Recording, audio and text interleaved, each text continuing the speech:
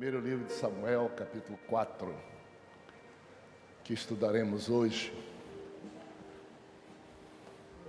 Espero que todos vocês tenham aproveitado bem, já tenham em suas mãos nosso manual de estudo.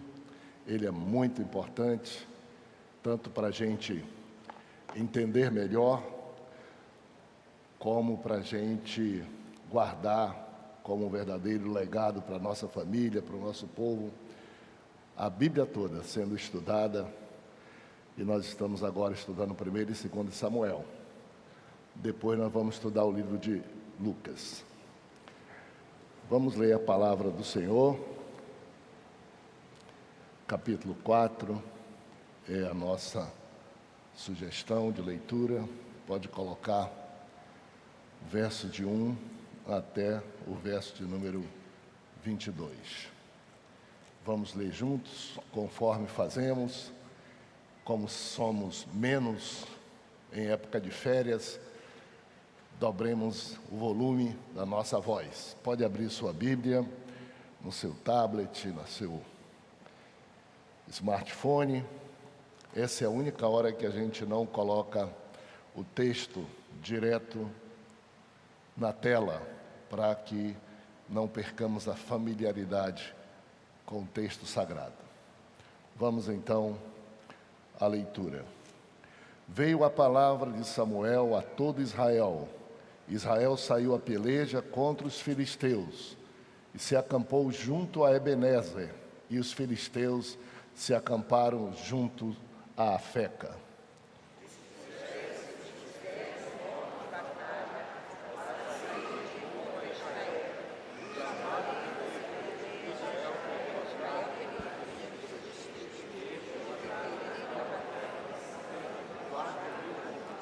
Voltando o povo ao arraial, disseram os anciãos de Israel: por que nos feriu o Senhor hoje diante dos filisteus? Tragamos de Siló a arca da aliança do Senhor, para que venha no meio de nós e nos livre das mãos dos nossos inimigos.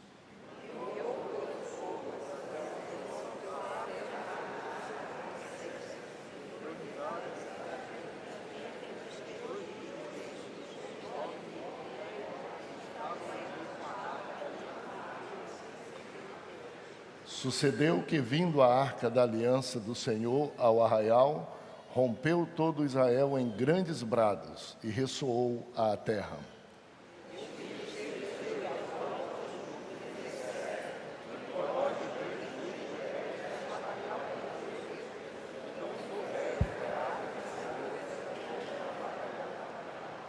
E se atemorizaram os filisteus e disseram: os deuses vieram ao arraial.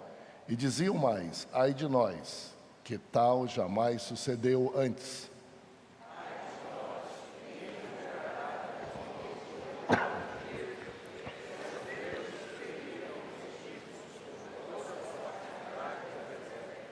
Sede fortes, ó filisteus, portai-vos varonilmente, para que não venhais a ser escravo dos hebreus, como eles serviram a vós outros. Portai-vos varonilmente e pelejai.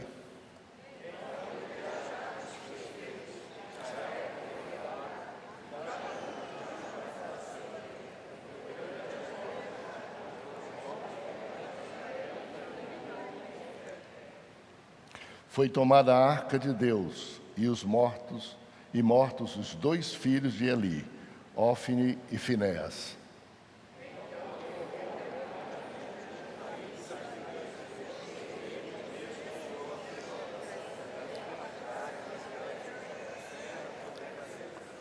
Quando chegou, Eli estava sentado numa cadeira ao pé do caminho, olhando como quem espera, porque o seu coração estava tremendo pela arca de Deus. Depois de entrar o homem da cidade e dar as novas, toda a cidade prorrompeu em gritos.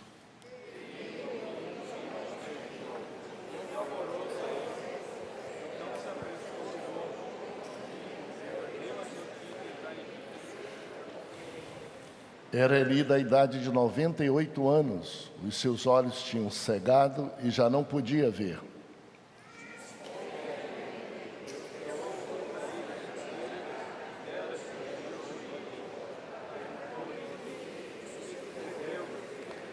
Então respondeu o que trazia as novas e disse: Israel fugiu de diante dos filisteus.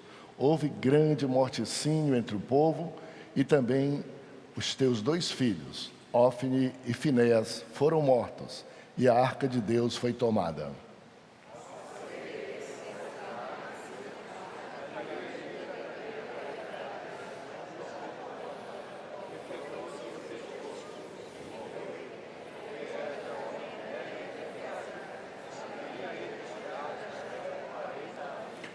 Estando sua nora, a mulher de Finéias, grávida e próximo ao parto, ouvindo estas novas, de que a arca de Deus fora tomada e de que seu sogro e seu marido morreram, encurvou-se e deu à luz, porque as dores lhe sobrevieram.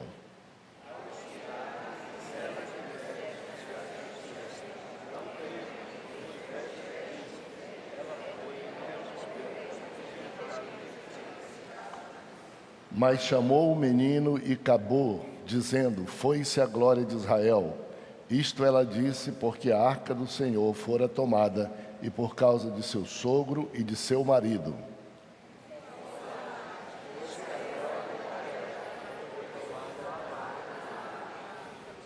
Maravilha, tome assento, a gente lê um capítulo inteirinho da Bíblia Sagrada, como soe acontecer, no melhor culto que nós temos para oferecer a Deus e às pessoas, que é o nosso domingo pela manhã, porque é o melhor momento, primeiro dia da semana, melhor hora, primeira hora do dia, e porque a gente tem um culto animado, alegre, como qualquer outro, e além disso, a gente também pode ler mais a Bíblia e estudar mais a Bíblia Sagrada, a Palavra de Deus, que é o nosso manual de fé. Nós temos hoje, depois, se tiver aí a caneta, me arranje, se estiver funcionando, está aqui.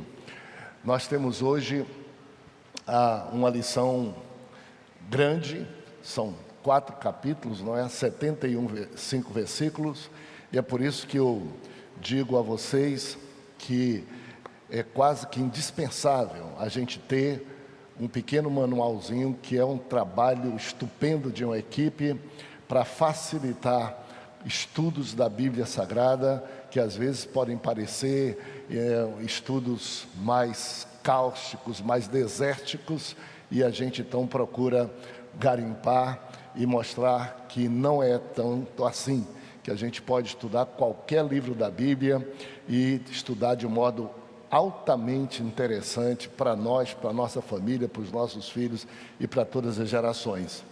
Então nós temos esse resumo desses 4 capítulos colocados aí diante de todos vocês. Eu vou pedir para a gente participar um pouquinho, nos exercitar um pouco disso. Vamos lá então, juntos, todos nós, me emprestem a voz o mais alto que você puder. O título da nossa lição de hoje é qual é?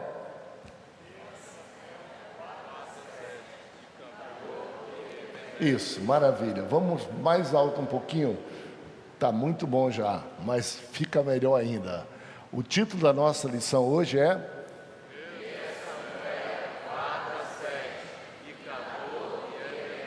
Para aqueles que estão nos visitando aqui, a pergunta é, mas faz parte do título 1 Samuel 4 e 7, para nós faz, para dizer que a gente estuda a Bíblia. E o subtítulo é que é Icabô e Ebenezer, porque se você esquecer, e vai esquecer, você não vai esquecer que estudou a Bíblia, e que estudou o capítulo 4, 5, 6 e 7, porque isso permanece com você a vida toda. Então, o nosso tema da lição hoje, de nosso estudo, é 1 Samuel 4 a 7, que, se tivermos que dar um título que resuma bem, que represente bem esses 4 capítulos, o título sugerido é Icabô e Ebenezer, porque no capítulo 4 tem a palavra Icabô, e no capítulo 7 a palavra Ebenezer, e eles fazem uma comparação, um contraste muito interessante, que realmente é o início da história desse capítulo, e o outro é o fim da história. E no meio temos o desenvolvimento de tudo isso. De todos esses versículos, que são 75 versículos, a gente escolhe um que a gente chama de texto áureo, ou texto-chave, ou texto que melhor resume toda a história. Vamos juntos? Qual é o texto áureo de hoje?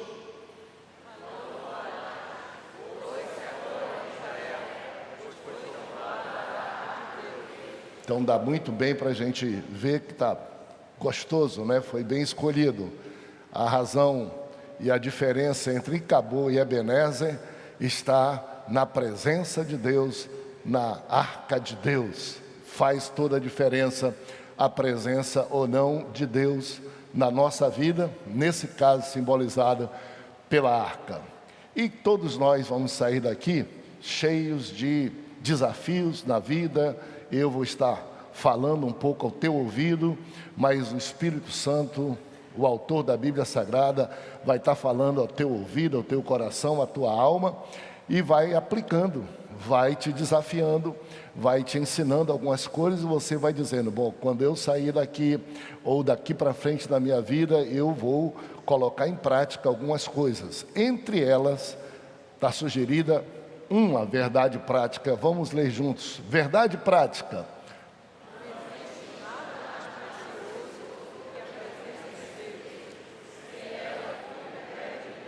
Ou seja, várias aplicações Deus colocará no coração de vocês. Uma delas é, sem a presença de Deus, não vale a pena, não tem sentido, as coisas não funcionam de modo nenhum. Por isso, a presença de Deus para nós é muito importante. Por isso nós estamos aqui hoje pela manhã, num domingo que poderíamos estar dormindo, ou outros na praia, outros no sítio, não há problema nenhum, mas nós estamos aqui porque para nós não há nada mais precioso do que a presença de Deus, e sem Ele todas as coisas perdem o brilho e pode perder o sentido também. Louvado seja Deus, porque estamos assim bem entendidos e bem andados. Vamos então, como é que nós sintetizamos esses 4 capítulos, capítulo 4, capítulo 5, capítulo 6 e capítulo 7.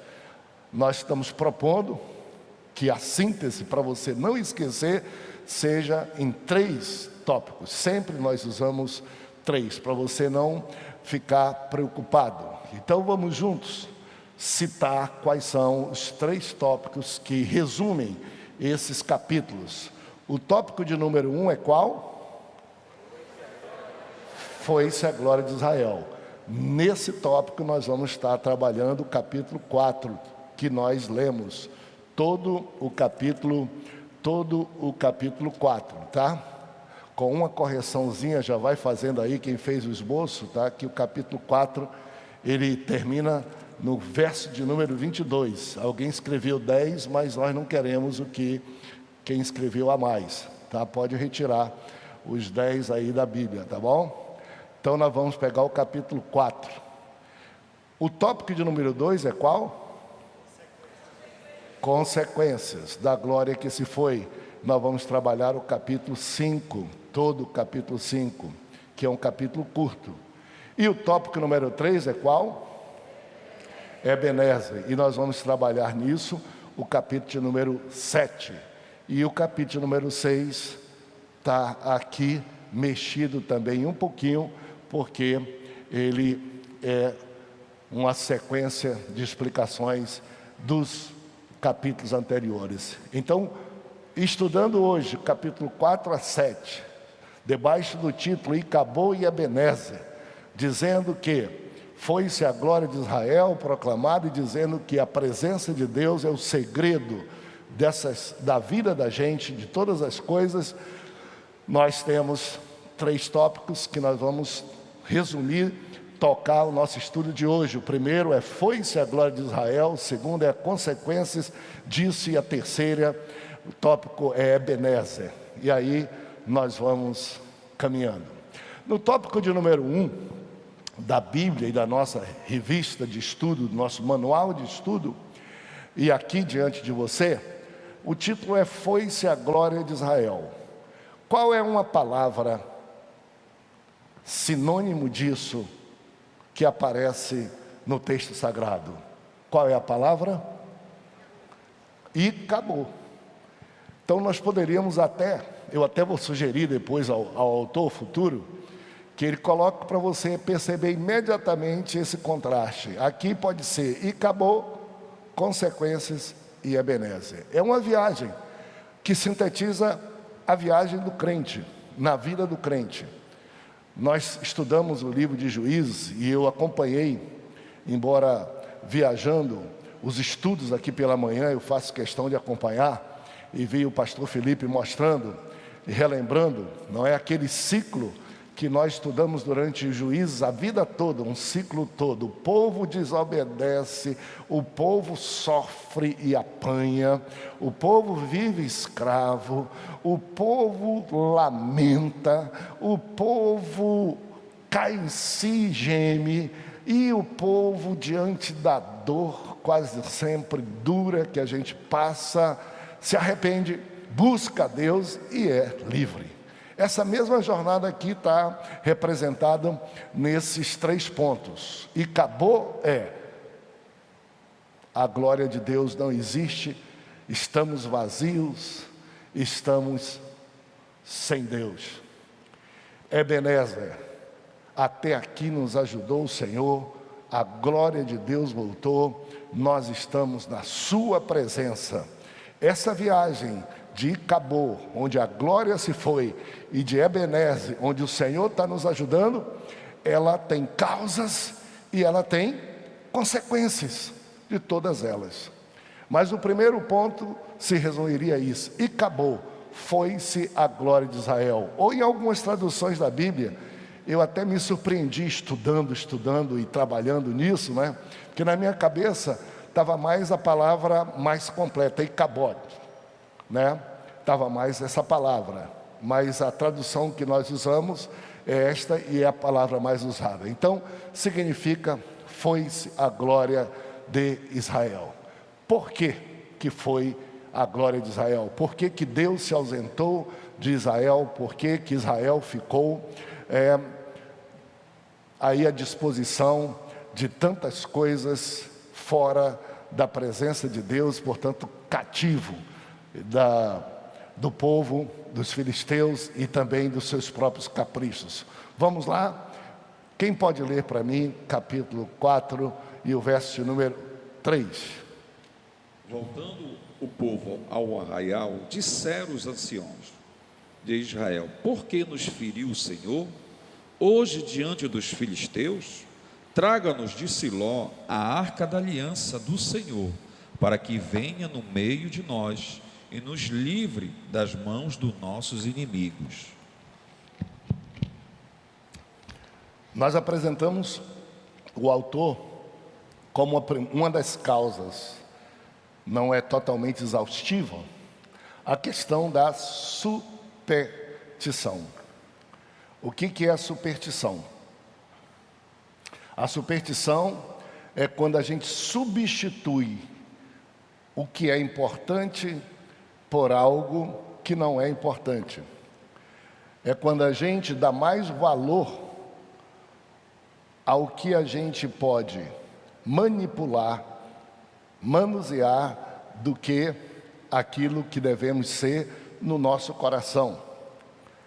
É quando superstição quer dizer exatamente isso: você crê naquilo que não produz nenhum efeito, que não é o real. Você é supersticioso, ou seja, qualquer coisa você arranja uma explicação daquilo que não é.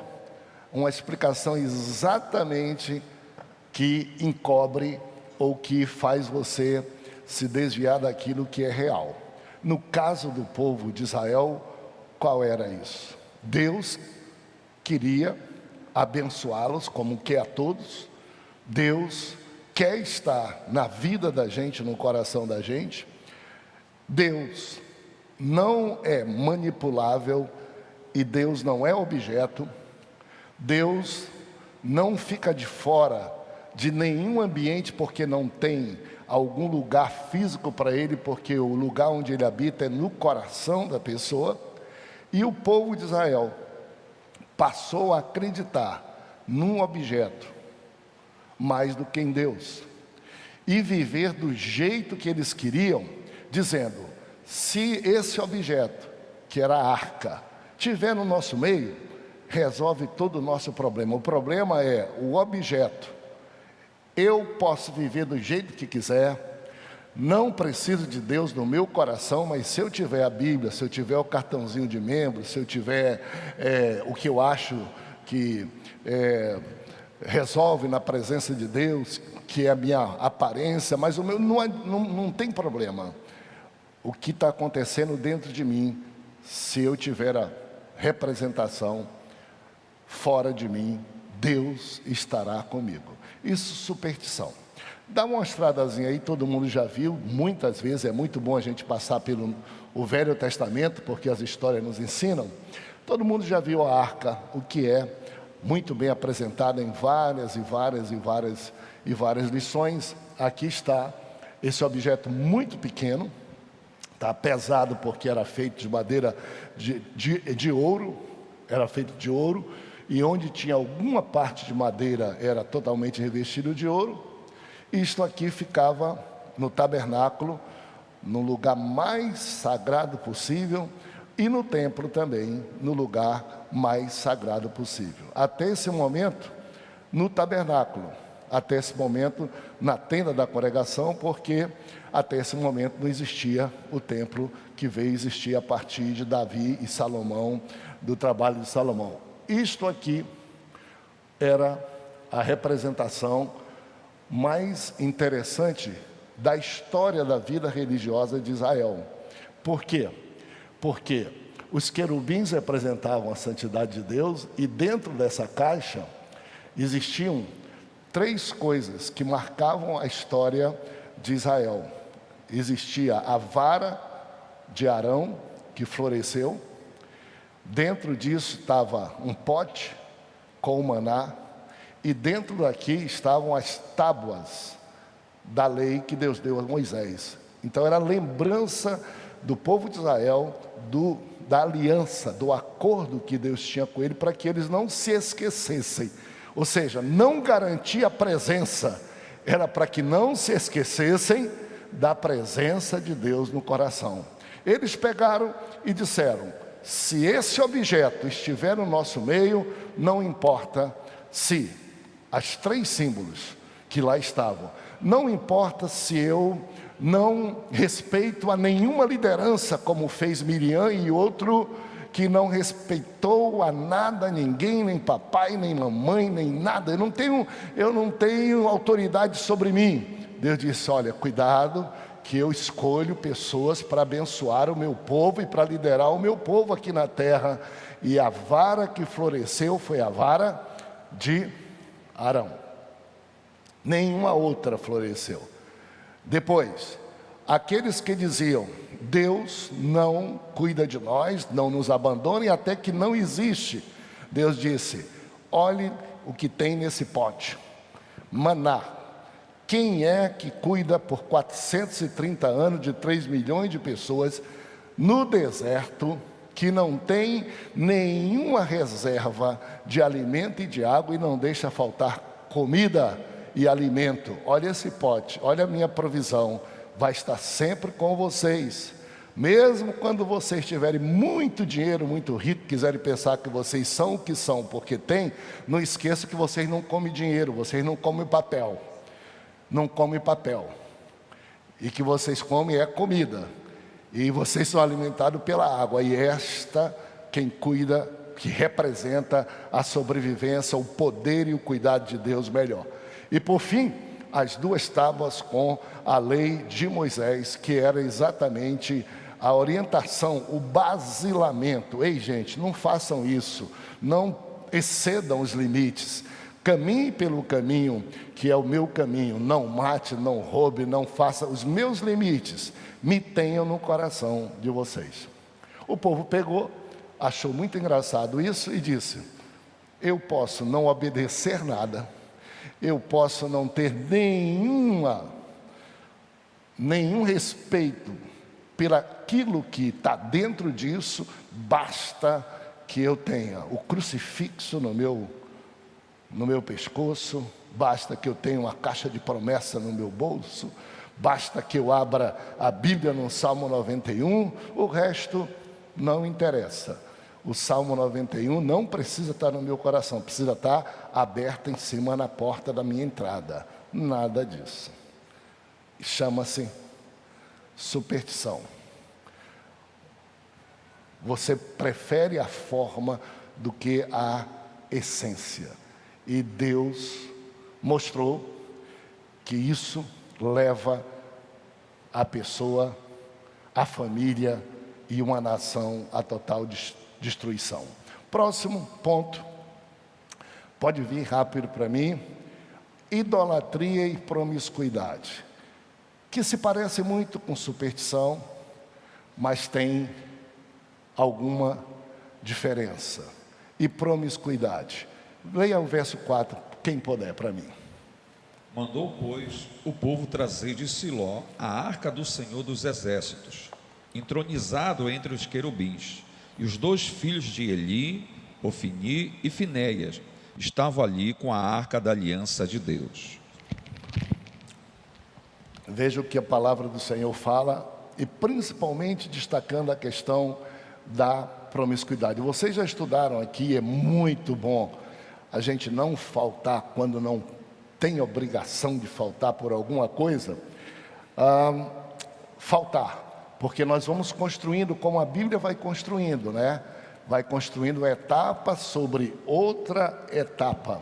Deus vai construindo etapa sobre etapa. E no capítulo de número 2, nós estudamos sobre essa questão de Ofni e de Finéias.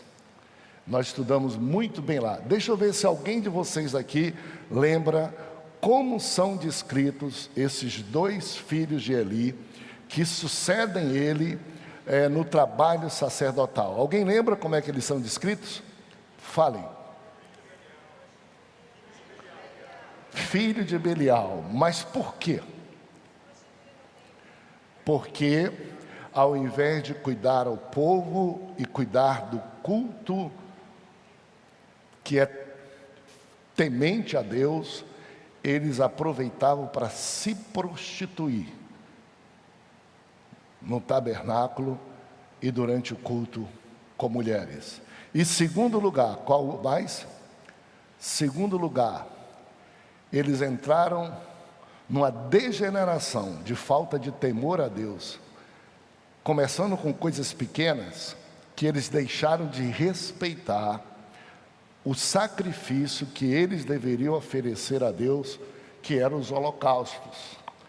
Cuidar das ofertas que naquele tempo representava culto a Deus, porque Deus orientou qual era a parte que o sacerdote poderia ter das ofertas que o povo traria ao templo para oferecer a ele, para que o sacerdote pudesse se sustentar disto, e eles limparam, passaram diante de Deus e passaram a desrespeitar.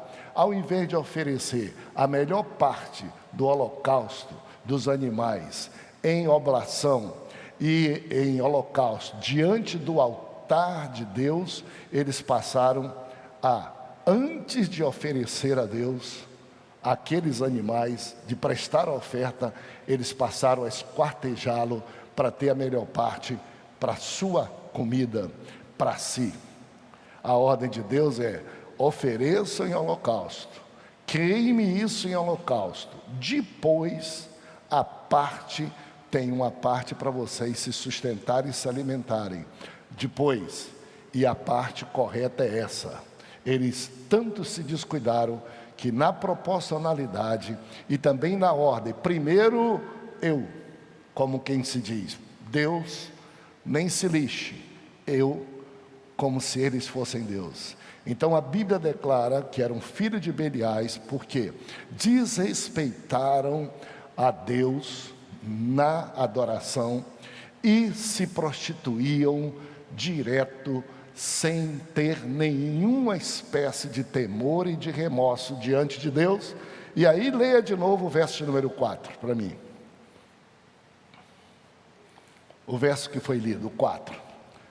Mandou, pois, o povo trazer de Siló a arca do Senhor dos Exércitos, entronizado entre os querubins. Os 2 filhos de Eli, Ofni e Finéias, estavam ali com a arca da aliança de Deus. Em qualquer circunstância nessa batalha, entre esses filisteus e entre o povo de Israel, quando eles disseram, tragam a arca para ver se a arca e a presença da arca, que é nosso Deus da superstição, Deus da idolatria, Deus do objeto e não o Deus verdadeiro, quando foram para trazer, quem foi que trouxe?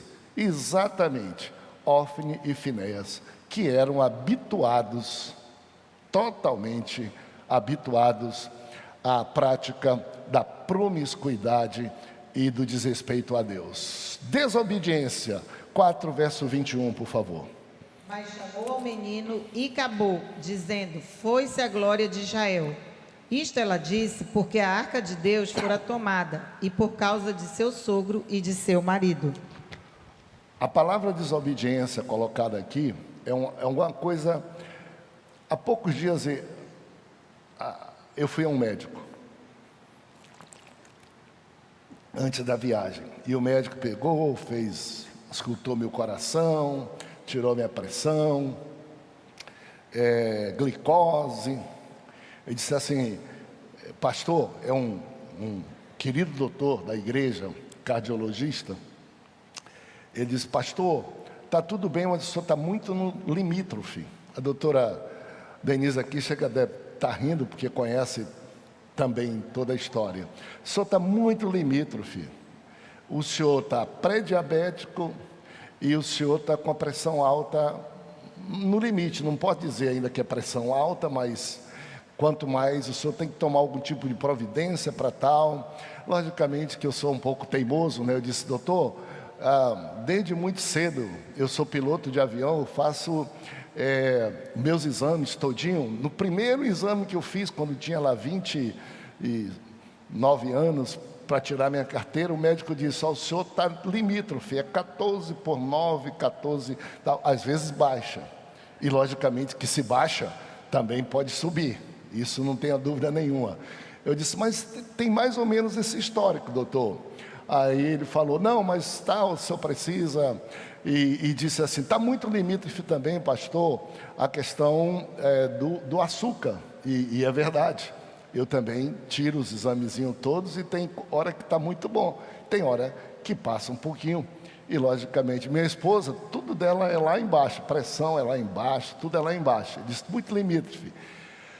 Eu disse, doutor, mas se eu tiver ruim, 90% do povo aí deve estar morrendo, porque eu até que como mais ou menos, eu até que me exercito, até que cuido um pouquinho mais. Ele disse, não, pastor, é porque essas doenças são doenças lentas, são doenças que quase que assintomáticas, mas que destroem, e daqui a pouco o senhor pode estar diante de problemas gravíssimos, mais graves.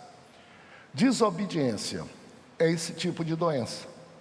Começa um pequeno, começa um pouquinho, começa concessões pequenas e vai se avolumando, até que daqui a pouco você perde a referência daquilo que você deve obedecer ou do que não deve obedecer.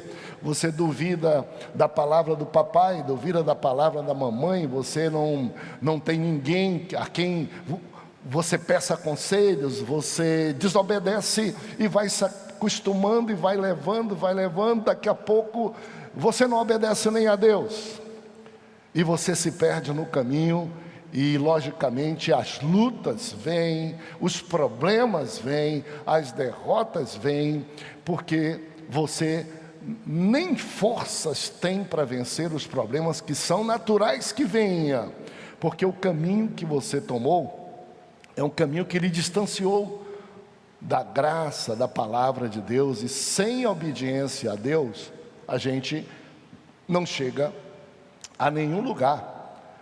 E já é o sintoma de que a gente está vivendo uma vida desordenada em relação à hierarquia, ao respeito, porque ninguém vive só, ninguém nasceu sabendo todas as coisas, e A nosso texto indica esses 3 elementos como sendo causas do icabô, da glória de Deus se afastar da gente, e que vale para hoje as mesmas coisas. Supersticiosos, idólatras, promíscuos e desobedientes tendem a matar, a anular a graça e a presença de Deus na vida de cada um de nós. Isso não tem a menor dúvida. A Bíblia diz que a gente não deve entristecer o Espírito de Deus que está em nós. E depois a Bíblia vai mais forte, diz: e não devemos matar e extinguir o Espírito de Deus que é em nós. Portanto, cada um de nós que não é perfeito, vai andando por caminhos, daqui a pouco a fragilidade humana, e essa existe em mim e em você, lhe leva à prática de alguma coisa que o Espírito de Deus que está vivo dentro do teu coração, ele se entristece, você sabe e você sente. E se você continua, ele passa de se entristecer para obrigado a calar. Porque você é insensível e não ouve o Espírito de Deus. E se você insiste na desobediência, na promiscuidade, você insiste na idolatria, o Espírito de Deus é extinto de você. E o que salva você é o temor de Deus. De vez em quando pessoas chegam comigo: pastor, o que eu devo fazer para ser como o senhor é, ou como fulano de tal é? Pastor, me dê essa resposta aqui. E eu, claro, procuro dentro daquilo que posso levar a resposta, mas nunca eu concluo a resposta sem dizer: minha irmã, meu irmão. Ela pergunta: como é que o senhor sabe disso? Eu digo: minha irmã e meu irmão, você tem o que eu tenho. O Espírito de Deus que está dentro do meu coração, que é meu conselheiro, está dentro do teu coração. Por isso, não viva só pelo que você pergunta aos outros, não viva só num ambiente de dúvida. Sinta, ouça dentro do seu coração, porque vai ter situações que seu pastor não vai estar perto, sua esposa, seu papai não vai estar perto, mas o Espírito de Deus que Ele nos deu no coração está perto da gente, na prisão, onde ninguém nos vê, até na hora da morte, e Ele é o nosso guia e conselheiro. Então a gente caminha nessa questão do Espírito de Deus e do amor de Deus. Próximo, as consequências não poderiam ser outras: derrotas, juízo, e o que é pior, a ausência de Deus. Eu até começaria pela própria, invertendo. Nós já falamos muito da ausência de Deus. Davi era um homem quase que completo, chamado um homem segundo o coração de Deus. Tinha defeitos, porque não tem nenhum homem, nenhuma mulher, nem um ser humano que não tenha defeitos. Mas ele tinha uma coisa, ele tinha um temor a Deus, de modo que quando ele praticava um erro, ele dizia: Senhor, limpa o meu coração, sonda o meu coração, não retire de mim o teu espírito, não tira de mim o gozo da tua salvação. Ou seja, a presença de Deus na vida da gente. Não é nem sempre a Bíblia papel, é a palavra no coração. É a presença de Deus indo conosco, nas horas difíceis, nas horas fáceis. A gente sabe que se o Senhor está conosco, nós não vamos temer mal nenhum. Foi isso que ele disse no Salmo 23, ainda que eu ande pelo vale da sombra da morte, não temo mal nenhum, porque o Senhor está comigo. Ainda que seja diante dos meus inimigos, não temo mal nenhum, porque o Senhor está comigo. Ainda que seja no tempo da adversidade, ainda que seja no tempo da doença, o Senhor estando comigo, o mais está resolvido. Cada um de nós, eu espero, e minha oração daqui a pouquinho ao final é que esse Espírito, a presença de Deus no seu coração, lhe seja suficiente em qualquer circunstância, e você tenha a sensibilidade de saber que está com você, para lhe orientar, e sobretudo, não entristeça e não extinga. Quando você errar, quando eu erro, que sentir no nosso coração, e todo mundo sente, só que uns sentem menos e outros sentem mais. A Bíblia chama isso de coração embrutecido, coração que não, porque anulando isto, você fica sujeito a qualquer coisa, porque você não tem nenhum guia, juízo que lhe oriente no caminho, e não há nada melhor do que Deus. Coração insensível, coração cuja presença e a voz de Deus não faz mais efeito, é horrível. O temor do Senhor é o princípio da sabedoria, o temor ao Senhor. E onde está o Senhor? O Senhor está no meu coração, na minha vida. O Senhor está na sua palavra diante de você, e o Senhor está na comunhão que nós temos com os irmãos e com Ele, na forma como nós cativamos nossa adoração a Deus.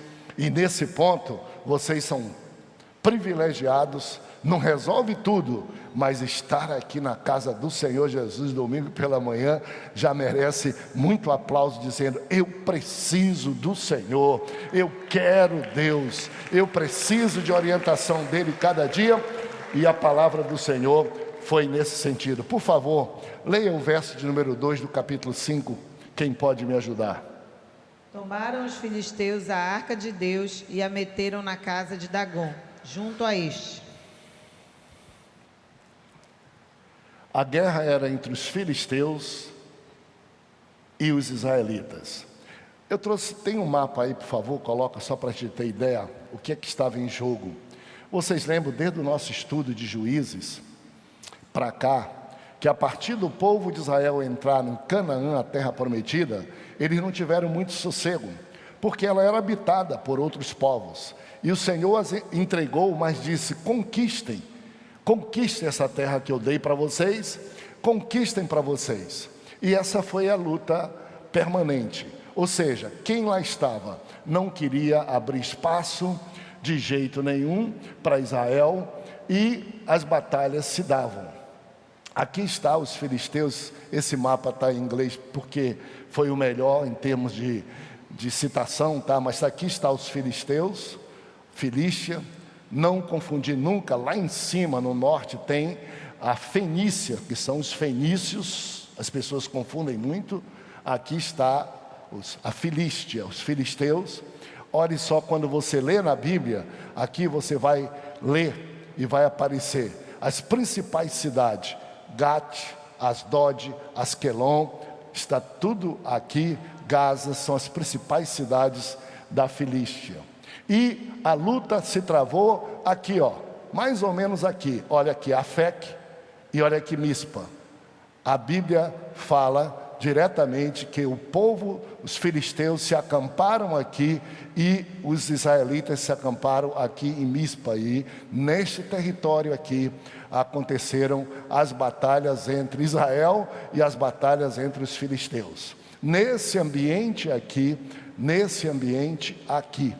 e também em Siló, onde ficava o centro de adoração de Israel em todo o momento todo. Esse cenário que nós estudamos aqui, todo esse cenário se desenvolve. Aqui está Siló, que era o centro de adoração, onde ficava Eli, onde ficavam os sacerdotes também.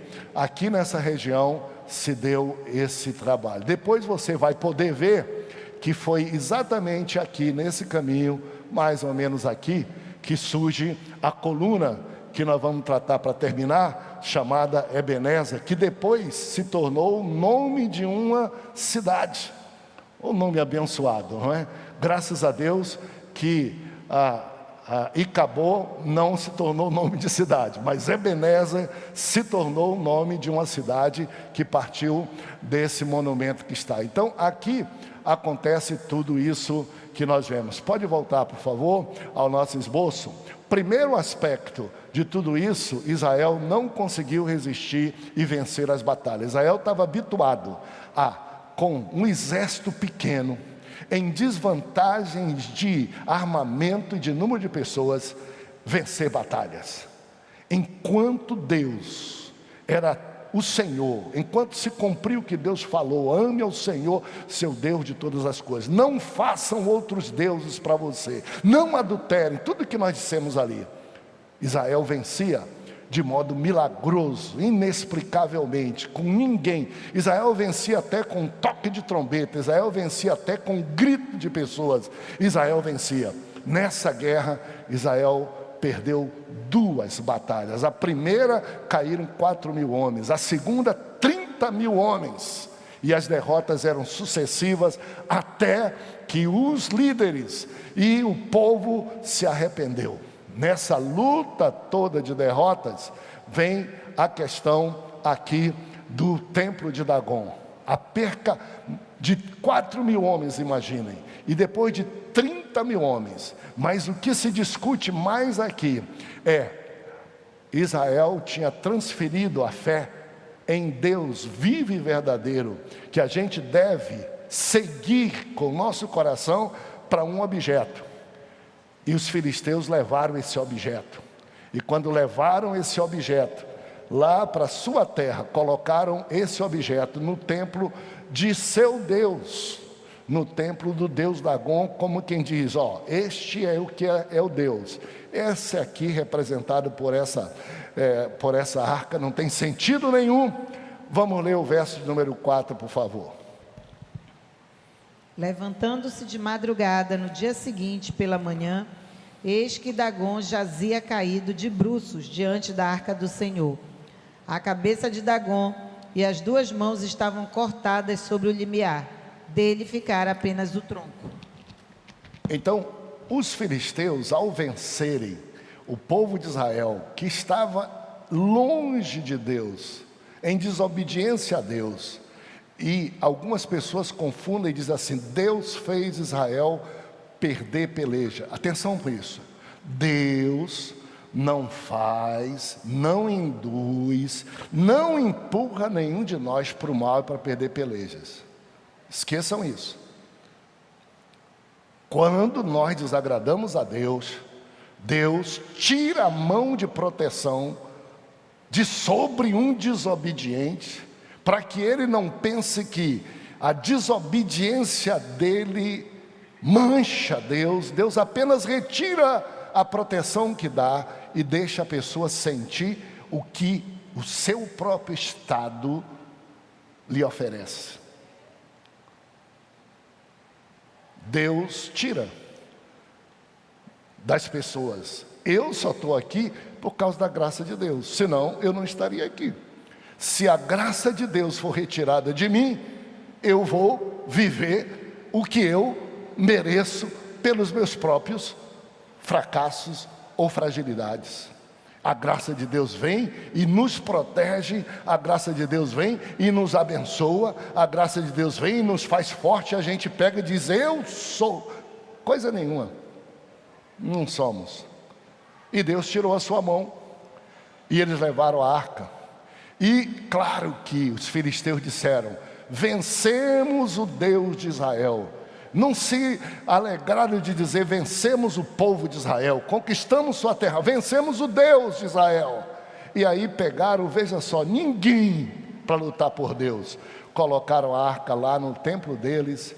No outro dia, quando chegaram lá, o Deus deles, que não tinha vida nenhuma, a imagem imensa do Deus deles estava caído, de bruço no chão, sem ninguém ter se movido.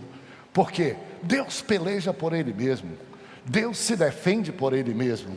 Deus dá chance da gente poder cooperar com Ele, mas Ele não depende de nós para ser Deus. Quando alguém o desafia, inclusive nós, Ele próprio se mostra. E por 2 vezes, eles arrumaram a estátua, emendaram a estátua. No outro dia, eles foram de novo. Lá estava a estátua do Deus Dagon, caído, e agora sem pescoço, sem cabeça e sem braço, ou seja, estraçalhada, sem condições de recuperação normal, e a arca do Senhor estava ali intacta. Próximo, por favor, para a gente findar, né? Nós dissemos: a ausência de Deus, eu já falei aqui, de todas é a pior. Ou seja, cuidemos para que Deus tenha em nós o lugar onde Ele possa habitar. Daí, quando ele é entristecido, ou quando a gente insiste em silenciá-lo no coração, quando a voz dele é extinta de nós, nós estamos expostos a qualquer tipo de fracasso, a qualquer tipo de degradação. E às vezes você nunca imagina, poxa, como aconteceu isso com a irmã, com o irmão, como aconteceu isso com o pastor, com o líder. Somos todos iguais. Se não fosse a graça de Deus, nenhum de nós prevalecia. Fiquem em pé comigo. Final da história, louvado seja Deus. Diga comigo, Ebenezer, até aqui nos ajudou o Senhor. Todos nós sofremos, todos nós passamos por necessidades, todos nós algum tempo tropeçamos, todos nós somos fracos. A Bíblia diz: quem está em pé, olhe para que não caia. E aí vem Samuel, e Samuel diz: se vocês realmente amam ao Senhor, coloca por favor para eu findar aqui claramente: se vocês amam ao Senhor, arrependam-se e confesse os pecados de vocês. Se vocês realmente amam o Senhor, abandone os ídolos. Eu não preciso de ídolos para me ajudar, para continuar sendo Deus. Vocês chegaram aqui para ensinar o povo, e vocês agora começaram a assimilar do povo. Vejam quantas pessoas, de vez em quando eu atendo uma pessoa ou outra, eu preciso dizer, uma pessoa que veio egressa aí de fé, por exemplo, mais espiritista e tal, diz: pastor, eu ainda continuo com uma imagenzinha lá em casa, com uma coisinha lá, porque eu fazia antes, aquilo me ajuda. Eu falei: não mistura, minha irmã, senão Deus não vai poder te ajudar. Escolhe quem você quer servir. Algum outro irmão diz assim: não, pastor, e hoje está muito difícil falar sobre isso, mas eu acho que alguns de nós vai ser preso. Eu também vou com muito carinho, com muito cuidado, falando isso. Um diz: pastor, eu sou crente em Jesus, mas aquela imagem daquela santa que eu servia, pastor, eu ainda oro para ela. Escolhe, porque a diferença está exatamente aí. Se você tem Deus, por que você não se utiliza de Deus, não adora a Deus? Por que você nos diz: Ebenezer, até aqui me ajudou o Senhor, até aqui o Senhor me criou, até aqui o Senhor me sustenta, até aqui eu respiro, até aqui eu tenho paz com Ele, até aqui eu estou caminhando, até aqui eu estou andando para o céu, o Senhor me ajudou, eu vou para o céu, não vou ficar mais no purgatório, não vou mais ser reencarnado, não vou ficar mais na esquina, tendo medo de demônios. Escolha e grite. Se confessarmos os nossos pecados, como está dito aí, colocado, e se nós abandonarmos ídolos, dizermos assim: o Senhor é o meu pastor, nada me faltará, não preciso mais de nada, não preciso de outros deuses. Abandone os ídolos, e aí clame, e pode colocar uma pedra, e pode fazer um monumento no seu coração e na sua fé, a rocha inabalável, Jesus, e diga: esse é meu caminho, e esse é meu memorial, e essa é a minha história. Essa é a minha história. Ebenezer, até aqui me ajudou o Senhor em todo o tempo. Aleluia. Levante a mão para o céu, coloque outra no coração, se você quiser e se você puder, e bote essa mão para o céu, adorando a Deus, essa no coração, dizendo: Ele é grande, Ele está no céu, mas Ele está aqui no meu coração, Ele está aqui dentro de mim, Ele está aqui, Ele está aqui. E ainda quando eu tenho falhas, eu sinto que Ele me orienta, que Ele entristeceu, se eu corrijo. Eu não vou continuar nessa caminhada para que a minha vida seja resumida numa palavra que deu um nome a uma criança que representava uma verdadeira tragédia de vida. Minha vida não será e acabou. Minha vida não será a presença de Deus, se foi. A minha vida será Ebenezer. Grite comigo: Ebenezer. Bata no peito e diga: até aqui me ajudou o Senhor. E tem um corinho que diz: até aqui me ajudou o Senhor, até aqui me ajudou o Senhor. Lembram? Até aqui me ajudou o Senhor e sempre me ajudará. Até aqui me ajudou o Senhor. Antigo, até aqui me ajudou o Senhor. Até aqui me ajudou o Senhor e sempre me ajudará.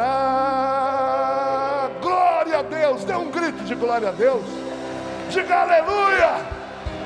Santo Deus, aviva-nos, dirige-nos, guia-nos, orienta-nos, para que sigamos os teus passos, sem precisar vacilar, sem precisar sermos, Senhor, supersticiosos, sem precisar, Senhor, praticar idolatria, sem precisar, Senhor, descer aos padrões morais absurdos e promíscuos deste mundo, Senhor.